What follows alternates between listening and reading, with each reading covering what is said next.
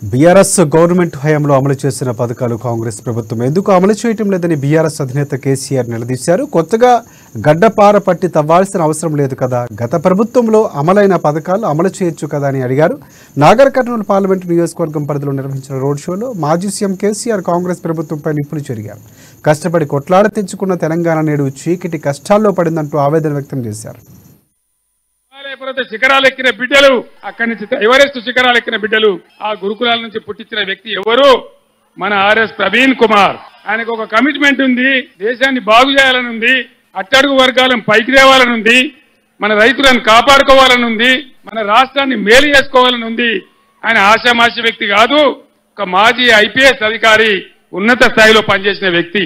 ప్రవీణ్ గారు, మీరు గురుకులాలు మంచిగా నడుపుతున్నారు, ఇంకా బాగా నడపాలి. మీకు బడ్జెట్ ఎంతగా ఉన్నంత తీసుకోండి, వాటిని జూనియర్ కాలేజీలు కూడా చేయండి, బ్రహ్మాండంగా చేయమని చెప్పిన. తెలంగాణ గురుకులాలంటే ఇంటర్నేషనల్ స్కూల్స్ కు సమానం. అద్భుతమైనటువంటి డాక్టర్లు, ఇంజనీర్లు, ఐఐటీలు, ఐఐఎంలు, ఐఏఎస్లు, పైలట్లు, హిమాలయ పర్వత శిఖరాలు ఎక్కిన బిడ్డలు, అక్కడి నుంచి ఎవరెస్ట్ శిఖరాలు ఎక్కిన బిడ్డలు, ఆ గురుకులాల నుంచి పుట్టించిన వ్యక్తి ఎవరు? మన ఆర్ఎస్ ప్రవీణ్ కుమార్. ఆయనకు ఒక కమిట్మెంట్ ఉంది, దేశాన్ని బాగు చేయాలని ఉంది, అట్టడుగు వర్గాలను పైకి తేవాలని ఉంది, మన రైతులను కాపాడుకోవాలని ఉంది, మన రాష్ట్రాన్ని మేలు చేసుకోవాలని ఉంది.